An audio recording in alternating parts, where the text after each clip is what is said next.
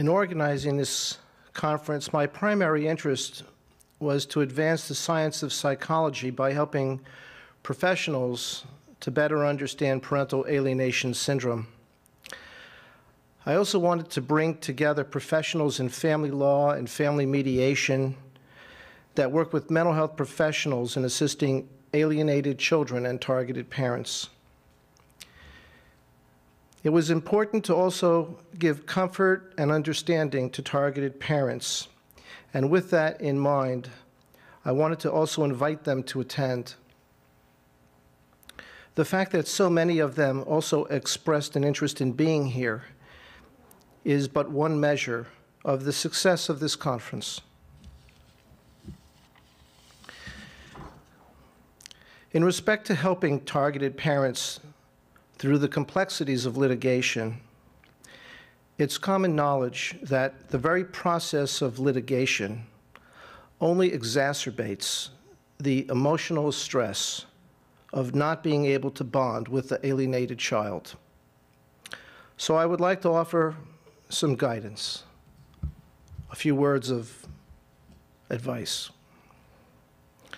I believe that targeted parents need to role model positive co-parenting behavior and do so to an extreme in order to demonstrate not just a reasonable pattern of co-parenting, but an overly reasonable pattern of co-parenting. I believe that it is necessary to chart this course of action under the careful guidance of your family law attorney and with the help from someone acting as a PAS consultant. I believe it is important to have a legal strategy that has a rational approach in tune with your financial resources.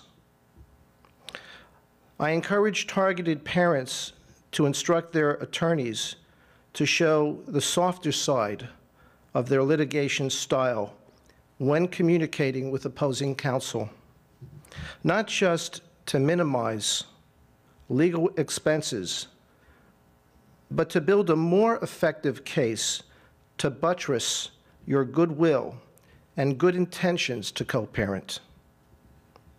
Taking adversarial action in a knee-jerk reaction is only likely to inflame the fires of the parental conflict and intensify the psychological harm to the child. I do not want targeted parents to take my words to mean I am advocating you hire a collaborative attorney. I admire the work that they do, but I do not believe a collaborative attorney can alter the events that most likely will develop if we are talking about a parent that is a parental alienator. Selecting professionals to provide litigation support is, in my view, a matter of significant importance and falls beyond the scope of understanding for a targeted parent.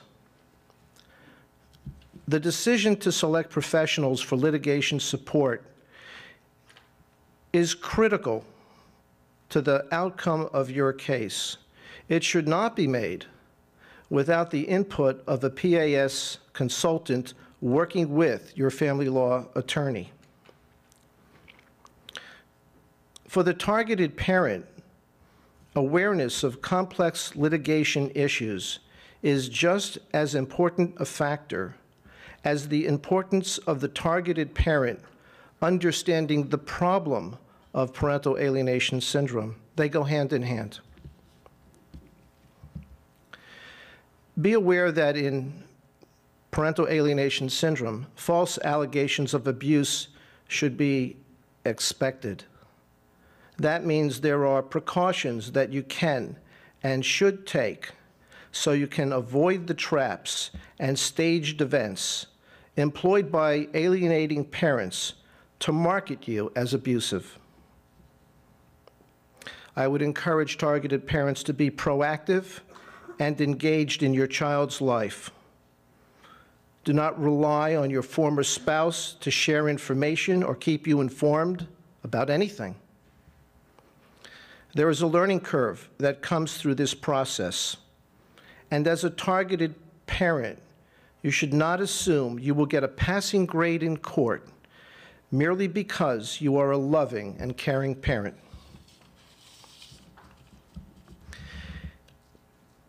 If you are a targeted parent dealing with an obsessed, alienating parent, you will need court intervention. I do not believe there is any other way to help rescue the child from the abusive environment. And you should note that I refer to this as an abusive environment, not just an abusive parent, because quite often the alienating parent is joined by an alienating grandparent, an alienating brother, an alienating sister. So I encourage mental health professionals to also incorporate future studies of alienated children and their abusive environment. In reference to treatment solutions, the professionals that provide educational services to undo the psychological damage of parental alienation syndrome have been described in the press as deprogrammers. I am concerned that this impression has not been more clearly understood. I know that we are in the early stages of recognizing their statistical success rates with alienated children, but we need that information to be forthcoming, for it to be disclosed and published and replicated by other practitioners. If it's successful, let's disclose that model of information so that other mental health professionals can fully endorse its approach. And with that support from other mental health professionals, the courts will be more inclined to support such programs in the future. As we close our conference, the positive effects of this educational symposium are already being realized. On the first day of this conference, the Canadian Symposium for Parental Alienation Syndrome not only made the front page of the National Post, it has been one of the leading stories in every other major newspaper, TV station, and radio station across this country and in other countries around the world.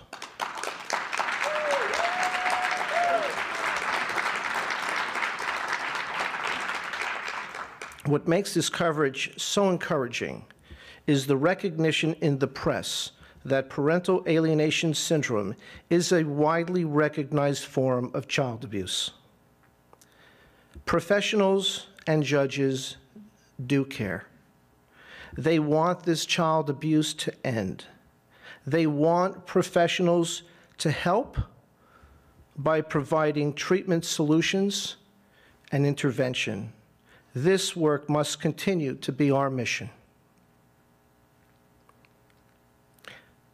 I want to thank all of our speakers and sponsors.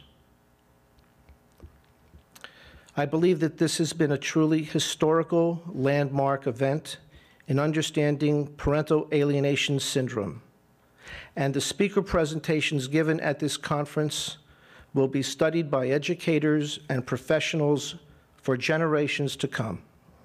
I am very proud to be the founder of this conference. Let me say to many that may not know that the CSPAS website provides a public service to find mental health professionals, family law attorneys, and family mediators across Canada and the United States to assist them in their local communities. And we will remain a resource to helping in the future with these services. We also encourage you to contact us through our website if you have problems or an interest in parental alienation syndrome issues. This conference has provided a wealth of information to help date your understanding of parental alienation syndrome. I hope that the efforts in organizing this conference will inspire you to help others, to help yourself. I know that most of all, this conference and the professionals obtaining continuing educational credits from this conference will go on to help alienated children around the world. So in closing, I want to thank all of you for your kind words and support. I want to express my hope for alienated children everywhere. Thank you once again for the privilege of being here with you today.